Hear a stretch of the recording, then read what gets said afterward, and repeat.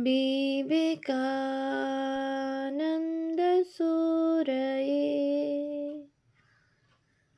सच्चित्सुखस्वरूपाय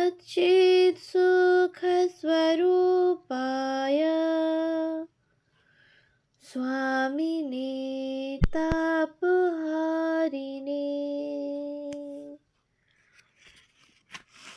পাশ্চাত্যে বিবেকানন্দ নতুন তথ্যাবলী, প্রথম খণ্ড, দিব্য প্রেরণার ব্রত সাধনে। পূজনীয়া মেরি লুইস বার্গ মহাশয়ার রচনা, ভাষান্তর শ্রী নলিনীরঞ্জন চট্টোপাধ্যায় মহাশয়। পৃষ্ঠা সংখ্যা 185। মধ্য পশ্চিমাঞ্চল পরিভ্রমণ। 28শে নভেম্বরের ডেইলি নিউজ পত্রিকাতেও স্বামীর পুনর্জন্মবাদ বক্তৃতার ঘোষণা করা হয়েছিল। আজ রাত্রে সেন্ট্রাল ক্রিশ্চিয়ান চার্চে বিবেকানন্দের বক্তৃতার বিষয় হচ্ছে পুনর্জন্মবাদ। যারা এই সহজাত গুণসম্পন্ন সন্ন্যাসীর বক্তৃতা গতরাত্রে শুনেছেন, তারা দ্বিতীয়বার তার বক্তৃতা শোনার সুযোগ পাবেন। যারা শোনেননি তারা অভিনন্দনযোগ্য, যেহেতু তারা আবার শোনার সুযোগ পাবেন। উপস্থিত হবার সুযোগ হারাবেন না। দুঃখের বিষয়, ডেস মোইন্সের কাগজে এই বক্তৃতার যা বিবরণ পাওয়া গেছে তা হল 29শে নভেম্বর ডেইলি আইওয়া ক্যাপিটাল ও আইওয়া স্টেট রেজিস্টারে প্রকাশিত দুটি অনুচ্ছেদ মাত্র। এগুলি যথাক্রমে গত রাত্রে স্বামী বিবেকানন্দ পুনর্জন্মবাদ বিষয়ে ভাষণ দিলেন। তিনি বললেন, নতুন সৃষ্টি কখনো হয় না। সৃষ্টি ঈশ্বরের সঙ্গে সঙ্গে অনন্তকাল ব্যাপী বর্তমান। এই সত্যই পুনর্জন্মবাদের ভিত্তি। বিদেহী আত্মা এক দেহ পরিত্যাগ করে তার উপযোগী উন্নততর অথবা নিম্নতর দেহ গ্রহণ করে। ধন্যবাদ জ্ঞাপন দিবসে সন্ধ্যায় বক্তা আবার বলবেন ভারতে প্রচলিত রীতিনীতি সম্বন্ধে। হিন্দু সন্ন্যাসী বিবেকানন্দ গতরাত্রে সেন্ট্রাল চার্চ অফ ক্রাইস্টে পুনর্জন্মবাদ সম্পর্কে বললেন। বক্তৃতার পরে স্যাভারি হাউসে প্রেরি ক্লাব তাঁকে স্বাগত জানালো। পশ্চিমে তাঁর বক্তৃতার দিনগুলি বাতিল হয়ে গেছে। এরপর তিনি ধন্যবাদ জ্ঞাপন দিবসে রাত্রে একই স্থানে ভারতে প্রচলিত রীতিনীতি সম্পর্কে বলবেন। তার এই বিষয়টি বিশেষ জনপ্রিয়। আরও পশ্চিমে যাওয়ার পরিকল্পনা স্বামীজি নিজে বাতিল করেছিলেন না লেকচার ব্যুরো বাতিল করেছিল জানা যায় না। যেভাবেই বাতিল হোক না কেন, ডেস মোইন্সের অধিবাসীরা আনন্দিতই হয়েছিল, কারণ আরও দুদিন বেশি তাকে শহরে পাওয়া যাবে, যে শহর ইতিমধ্যে তার সুমধুর উপস্থিতি ও প্রগাঢ় পাণ্ডিত্য এ অধিকৃত হয়ে গিয়েছিল। এর মধ্যে একদিন বুধবার 29শে নভেম্বর তিনি একটি বক্তৃতা বা আলোচনায় যোগদান করেন।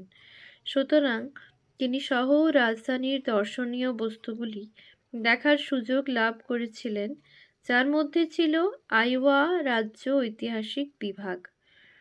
বুধবার অপরাহ্ন তিনি কিভাবে কাটিয়েছিলেন, ডেইলি নিউজ পত্রিকা থেকে তার একটা ধারণা পাওয়া যায়। বিবেকানন্দ বুধবার অপরাহ্নে একটি প্রার্থনা সভায় যোগ দেন এবং দুটি স্ত্রীলোকের খ্রিস্টীয় দীক্ষা দর্শন করেন। সমগ্র অনুষ্ঠান দর্শনে তিনি অভিভূত হয়ে বলেন, আমি দেখলাম এই অনুভূতি মহত্বের স্বাদ এনে দেয়। অনুষ্ঠানটি চমৎকার। এটা আরও বেশি করে মনে দাগ কাটে কারণ ধর্মযাজকটি সৎ, নিষ্ঠাবান এবং তাঁর উচ্চারিত কথাগুলিতে আস্থাশীল। 30শে নভেম্বরের আইওয়া স্টেট রেজিস্টার অনুসারে বুধবারটা সম্ভবত ডেস মোইন্সের ক্লাবগুলির সভার দিন ছিল। স্বামীজি যে সময় বিশ্রাম নিয়েছেন, অন্ততপক্ষে কোনো বক্তৃতা করেননি, সে সময়টাতে শহরের বুদ্ধিজীবীরা এতদিন যা শুনেছেন সেটা পরিপাক করেছেন। একটি বুদ্ধিদীপ্ত আলোচনা। গতকাল বুদ্ধিজীবী মহলের আলোচ্য বিষয় ছিল বিখ্যাত হিন্দু সন্ন্যাসী বিবেকানন্দ উদ্বোধিত আলোচনার সূত্র, বিশেষ করে ভারতে আমেরিকান মিশনারিদের কার্যকলাপ সম্পর্কে তার মন্তব্যগুলি এবং তার দেশের ও দেশীয় অধিবাসীদের নীতিবোধ ও ধর্মের সপক্ষে তার প্রবল যুক্তিগুলি। তার বক্তব্য হল, ভারতের মানুষ আরও ধর্মের প্রত্যাশী নয়।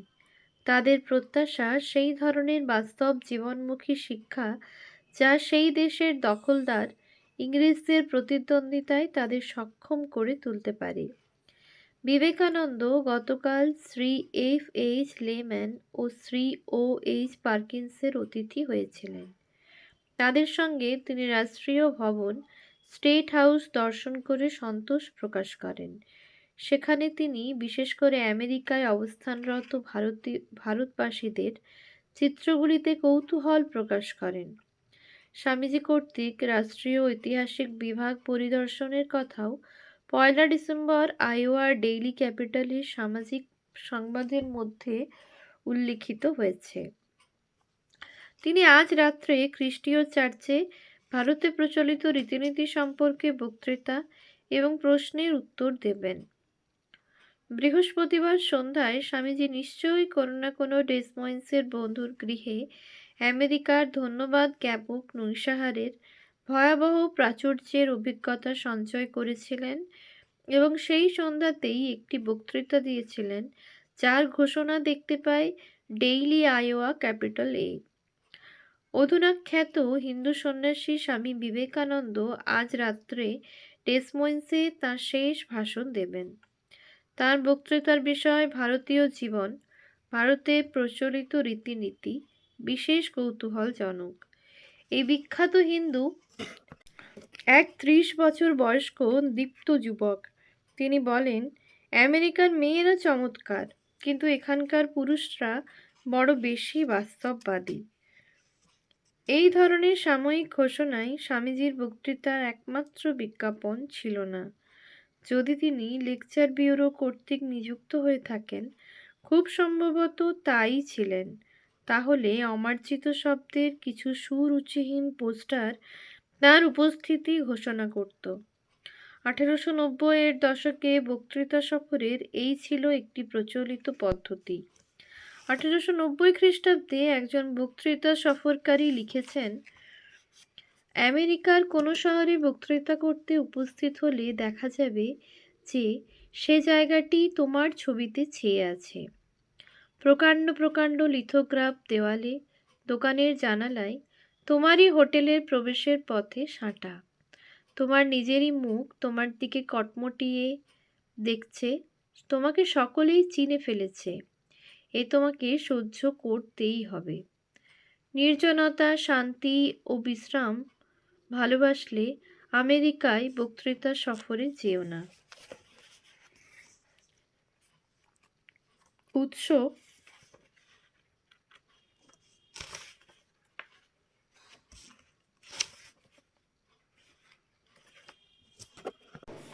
Max Worrell, A Frenchman in America, পৃষ্ঠা 69। এই ব্যাপারে স্বামীজিও রেহাই পাননি।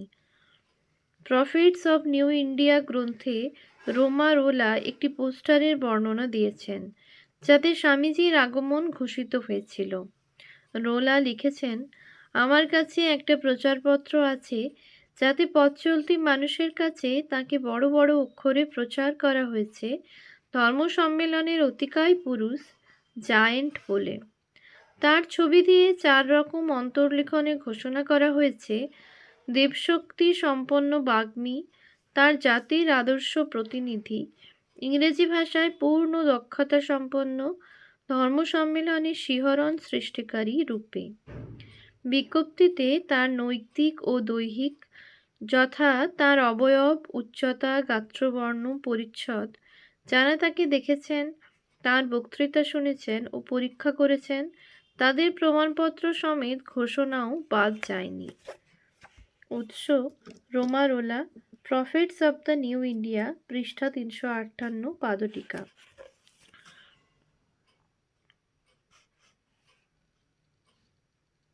লেকচার ব্যুরো কোনো কিছুই আকস্মিকতা বা কল্পনার উপর ছেড়ে দেয়নি। যাই হোক, ডেসমোইন্সে শেষ বক্তৃতা দেবার আগেই স্বামীজির আর পোস্টারের প্রয়োজন ছিল না। তিনি নিজেই শহরকে শিহরিত করেছিলেন। তার ভারতে প্রচলিত রীতিনীতি বক্তৃতার কোনো প্রতিবেদন সংবাদপত্রে পাওয়া না গেলেও ডেইলি নিউজ ও আইওয়া স্টেট রেজিস্টার সোৎসাহে পশ্চিমাঞ্চলের শহরে বুদ্ধিজীবী মহলে তার এই সফরের ফলাফল নিবন্ধ সম্বন্ধে লিখেছে। নিচের দুটি প্রবন্ধ যথাক্রমে 29শে নভেম্বর ডেইলি নিউজ এবং 23রা ডিসেম্বরের রেজিস্টার থেকে গৃহীত। গ্রিক ও হিন্দু ধর্মের বক্তাদের নিজস্ব প্রিয় বিষয়গুলির ওপর আলোচনা শোনার সুযোগ দিয়ে ডাক্তার ব্রিডেন বুদ্ধিজীবী মহলের সত্যকার বৌদ্ধিক উপকার সাধন করেছেন। আমেরিকায় ও পাশ্চাত্যে যথেষ্ট পরিমাণে সাংস্কৃতিক ঔদাসীন্য আছে, যাতে আমাদের বৈদেশিক সম্পর্কের প্রভাব বাইরে যতটা মনে হয় তার চেয়েও অনেক কম উপলব্ধ হয়। এই ঔদাসীন্য অতিরিক্ত আমেরিকা বোধের জন্য অদ্ভুত সংকীর্ণতা ও অসহনশীলতার সৃষ্টি করতে বাধ্য। জান্টের আর্চবিশপ ও হিন্দু সন্ন্যাসী স্বামী বিবেকানন্দ ডেসমোইন্সের মানুষদের দেখালেন জীবনের সমস্যাগুলিকে আমেরিকার ব্যস্ত ও বাস্তব সর্বস্ব জীবন দৃষ্টির থেকে স্বতন্ত্রভাবে সততার সঙ্গে কিভাবে দেখা সম্ভব। যদিও পার্লামেন্টের অন্যতম প্রতিনিধি জান্টের আর্চ বিশপের কথা একই সঙ্গে বলা হয়েছে, তবু এটা স্পষ্টই বোঝা যায় যে তিনি স্বামীজির পূর্বে ডেসমোইন্সে এসেছিলেন। পাঠকের নিশ্চয়ই স্মরণ আছে যে ইভানস্টনে ডাক্তার কার্ল ভন বার্গের সঙ্গে স্বামীজি বক্তৃতা দিয়েছিলেন। ডেসমোইন্সে কিন্তু সেরকম ব্যবস্থা হয়নি। এখানে স্বামীজি একাই বক্তৃতা দিয়েছিলেন। 23রা ডিসেম্বরের আইওয়া স্টেট রেজিস্টার থেকে নিম্নলিখিত সংক্ষিপ্ত বক্তৃতাংশটি পাঠকের কাছে পরিচিত বোধ হবে, কারণ এটি স্বামীজির জীবনীতে উদ্ধৃত হয়েছে। সাময়িক পরিদর্শক। হিন্দু সন্ন্যাসী বিবেকানন্দ গত সপ্তাহে তথাকথিত খ্রিস্টানদের যেসব দুর্বলতা অত্যন্ত স্পষ্ট ও নির্মমভাবে দেখালেন, তাতে খ্রিস্টধর্মের কোনো ক্ষতি হয়নি। ইনি ডেসমোইন্সে 3 দিন বক্তৃতা করলেন। তাঁর অবস্থিতিকালে সুখের কথা, তাঁর আরও পশ্চিমাঞ্চলে বক্তৃতা দেবার পরিকল্পনা বাতিল হওয়ার দরুন সেই অবস্থিতির মেয়াদ প্রসারিত হয়েছিল। তিনি এই শহরের সর্বশ্রেষ্ঠ মানুষদের অনেকের সঙ্গে মিলিত হয়েছিলেন। এরা ধর্মীয় ও আধ্যাত্মিক আলোচনায় সময়টার সদ্ব্যবহার করেছেন। কিন্তু দুঃখ হয় সেই সব মানুষদের জন্যে যারা এই সন্ন্যাসীর যুক্তির স্বভূমিতে দাঁড়িয়ে তার বিরুদ্ধে লড়াই করার ভার গ্রহণ করেছিলেন এবং সেইভাবেই তারা চেষ্টা চালিয়েই গেছেন। বিদ্যুৎ চমকের মতো তার উত্তরগুলি ঝলসে উঠেছে এবং উৎসাহী প্রশ্নকর্তা ভারতীয় বুদ্ধিমত্তার শানিত ভল্লের খোঁচায় জর্জরিত হয়েছেন। তার মানসিক ক্রিয়া এত সূক্ষ্ম ও বুদ্ধিদীপ্ত, সমৃদ্ধ, প্রশিক্ষিত যে কখনো কখনো শ্রোতাকে বিমোহিত করে, কিন্তু তা সব সময় কৌতূহল উদ্দীপক। তিনি কোনো কটু কথা বলেন না, কারণ তার প্রকৃতিতেই তা নেই। যারা তাকে ভালো করে দেখেছেন তারাই বুঝেছেন যে তিনি অত্যন্ত ভদ্র এবং ভালোবাসার যোগ্য মানুষ, অত্যন্ত সৎ, স্পষ্টভাষী ও প্রচার বিমুখ, ও যে করুণা পেয়েছেন তার জন্যে সদা কৃতজ্ঞ। খাঁটি খ্রিস্টানদের অন্তরে বিবেকানন্দ ও তার উদ্দেশ্য স্থান পেয়েছে। ডাক্তার ব্রিডেনের কৃতিত্ব এটাই যে বিবেকানন্দ কি বলবেন সেটা জেনে শুনেই তাকে শ্রোতাদের কাছে উপস্থিত করেছিলেন। একজন মহিলা যেভাবে জিনিসটা দেখেছিলেন, ডাক্তার ব্রিডেন সেভাবে দেখেননি। খ্রিস্টানদের কিছু কিছু রীতি বিবেকানন্দ সমালোচনা করবেন, ফলে খ্রিস্টানরা সভায় আসবে না, এই আশঙ্কা করে সেই মহিলা বক্তৃতার সেই অংশগুলি চেপে দিতে চেয়েছিলেন। ডাক্তার ব্রেডেন মনে করেন, যে ধর্ম সমালোচনা সইতে পারে না বা অন্য কোনো দিক থেকে তার বিচার পছন্দ করে না, সেটা ধর্ম বিবেচনার সেই ধর্ম বিবেচনার যোগ্যই নয়।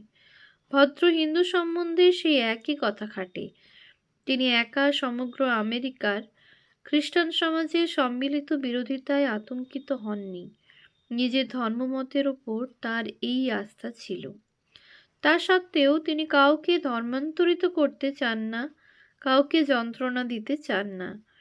একবার তিনি মন্তব্য করেন, আমরা হিন্দুরা কখনো ডাইনি পোড়াইনি।